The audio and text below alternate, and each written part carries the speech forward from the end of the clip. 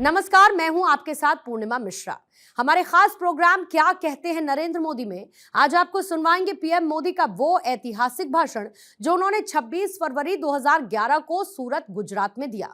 मोदी जी ने अपने भाषण में कहा कि डिग्री सिर्फ एक दरवाजे तक पहुंचने के लिए काम आती है, लेकिन दरवाजा खोलने के बाद सिर्फ जिंदगी का अनुभव ही आगे ले जाने का साधन बन सकता है।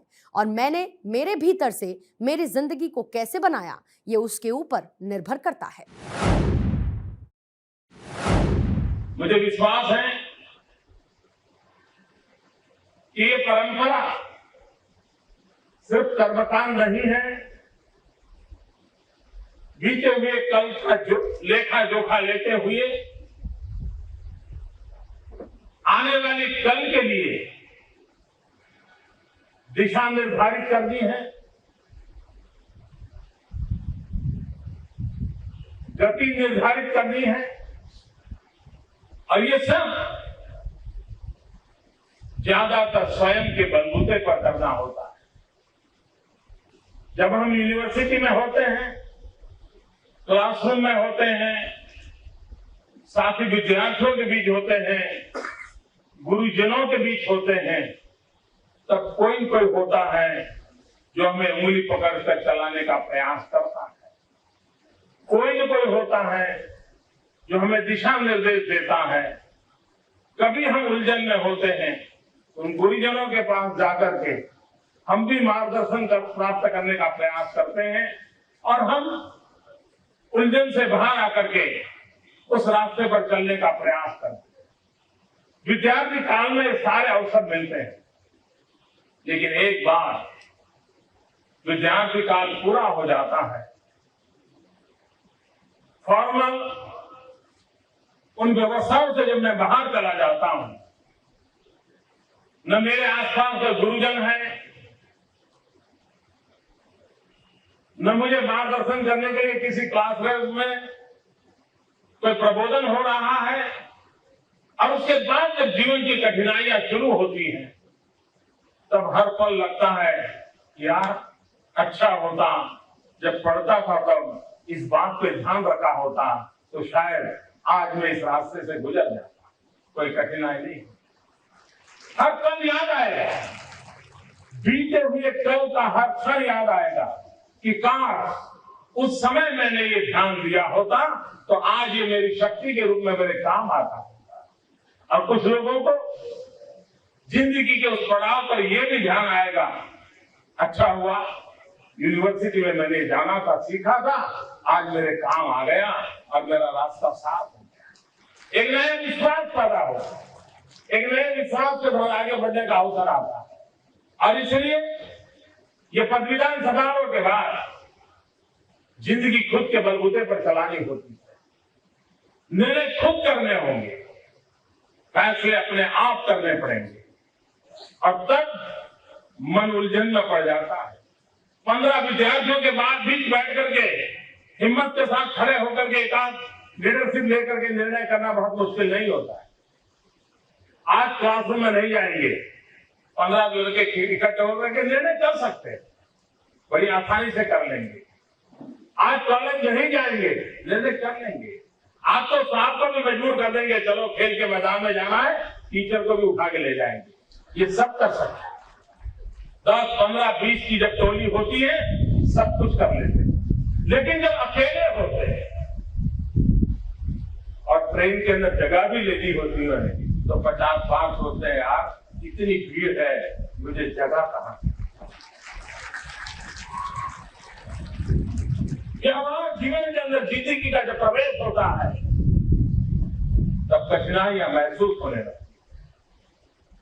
यहां की शिक्षा दीक्षा आपको जीवन के कठोर सत्य में विश्वास के साथ आगे बढ़ने का सामर्थ्य दे, ये शुभकामनाएं देने के लिए मैं आया। आपने जो अतीत किया है, जो पाया है, वह आपकी जीवन के अंदर शक्ति के रूप में कैसे परिवर्तित हो, वो आपकी स्वयं की संपदा कैसे बनेगी और संपदा के भरोसे आप जीवन के हर उतार चढ़ाव को पार कैसे करें, इसके लिए अब आपको अकेले को सोचना पड़ता है।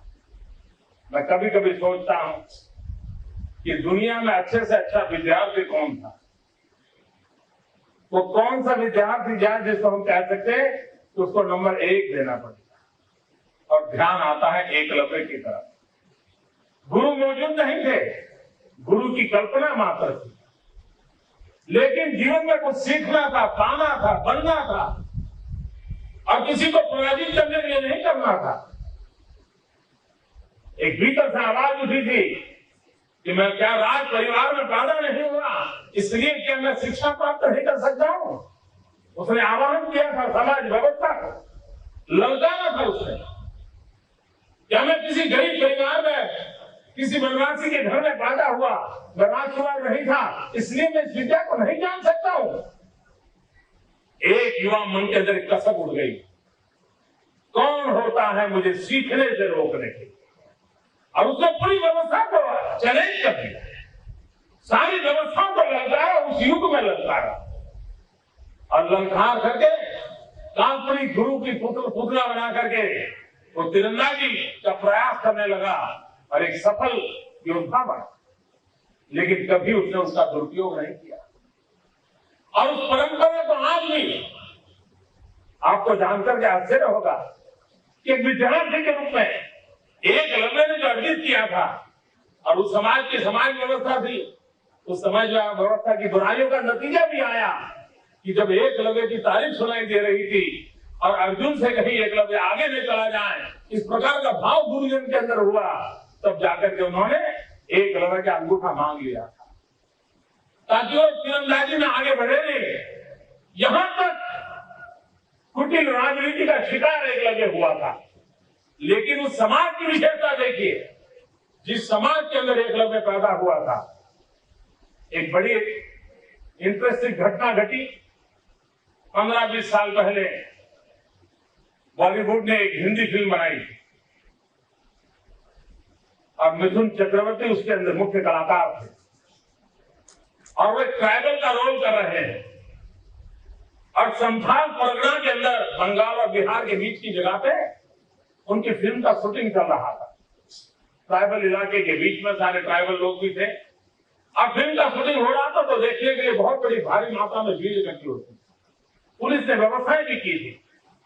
और मिथुन चक्रवर्ती वहां खुले में अपने फिल्म के डायरेक्टर की सूचना के मुताबिक अपने एक्ट करते रहते थे। और एक बार ऐसी आती है कि जिसमें मिथुन चक्रवर्ती को तीर चलाना होता है।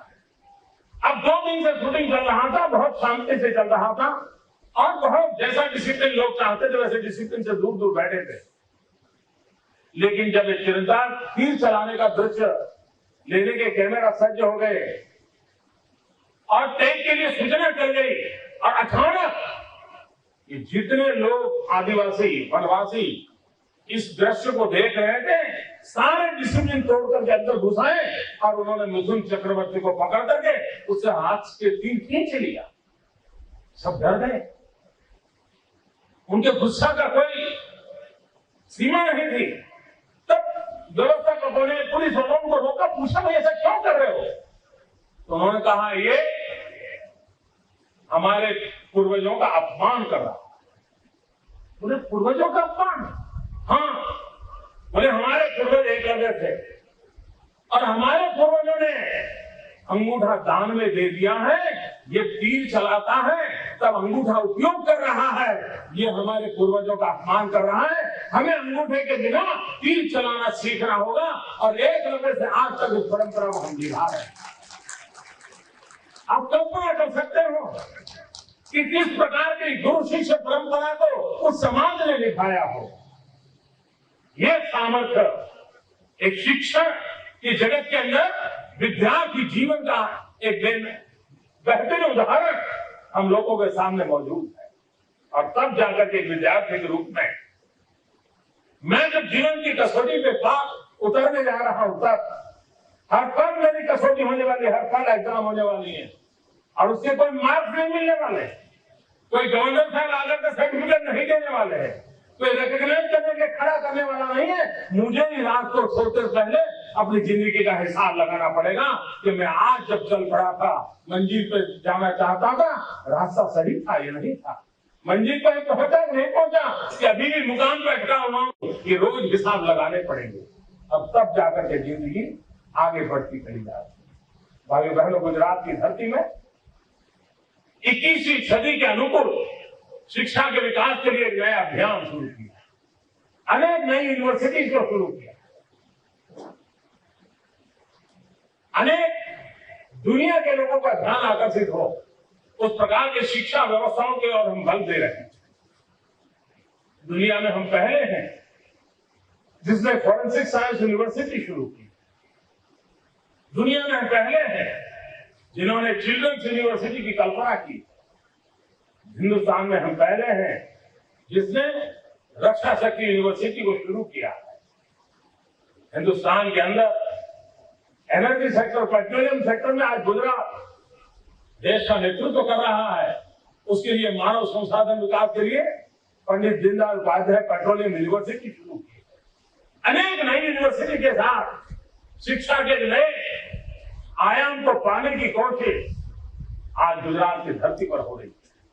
कल गुजरात सरकार का बजट आया, उस बजट की ओर शिक्षा प्रेमी लोगों ने देखने जैसा 2,500 करोड़ रुपयों से ज्यादा राशि सिर्फ शिक्षा क्षेत्र को देने का निर्णय सरकार ने किया।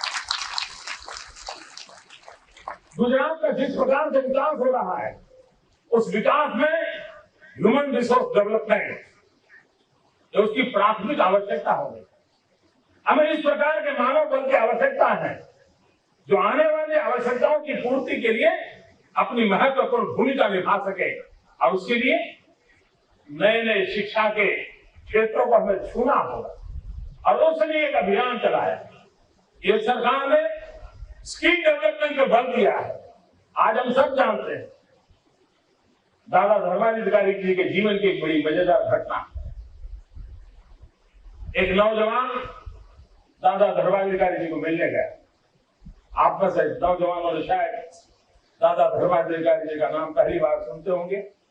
महात्मा गांधी के जो बारिश रहे उसमें जिन कुछ नाम आज भी समाज जीवन में गूंजते हैं, जैसे आचार्य विनोबा जी का, उसी प्रकार से गांधी विचार के एक महान चिंतक के रूप में दादा धर्माधिकारी जी का नाम आज भी गूंजता है। और अगर आप नौजवानों को मौका मिले, मैं आपसे प्रार्थना करूंगा कि दादा धर्माधिकारी जी की जो पुस्तकें गुजराती में भी प्राप्त है, उसे जरूर पढ़ने का प्रयास करना। आपको जीवन के कई कठिन समय में रास्ता देखने का अवसर वहीं से मिल जाएगा। दादा धर्माधिकारी जी नौजवान मिलने गए, उसने कहा कि मैं नौकरी की तलाश में हूं, मुझे कोई मदद कर दीजिए। दादा ने पूछा क्या आता है, क्या जानते हो? उस नौजवान ने जवाब दिया, मैं ग्रेजुएट। उन्होंने कहा आपको टाइप करना आता है? बोले नहीं, मैं ग्रेजुएट हूं। उन्होंने पूछा आपको खेती करना आता है? नहीं, बोले मैं ग्रेजुएट हूं। उन्होंने पूछा आपको खाना पकाना आता है? अरे बोले मैं ग्रेजुएट हूं, मुझे नौकरी चाहिए। उनको जीवन के कौशल्य के लिए दादाजी पूछ रहे थे और वो हर बार जवाब दे रहा था मेरे पास डिग्री है। मित्रों, डिग्री एक दरवाजे तक पहुंचने के लिए काम आती है, लेकिन दरवाजा खोलने के बाद जिंदगी ही सिर्फ आगे ले जाने का साधन बन सकती है। और मैंने मेरे भीतर से मेरी जिंदगी को कैसे बनाया है उसके ऊपर निर्भर होता है हम जिंदगी की राह कैसे तय करें।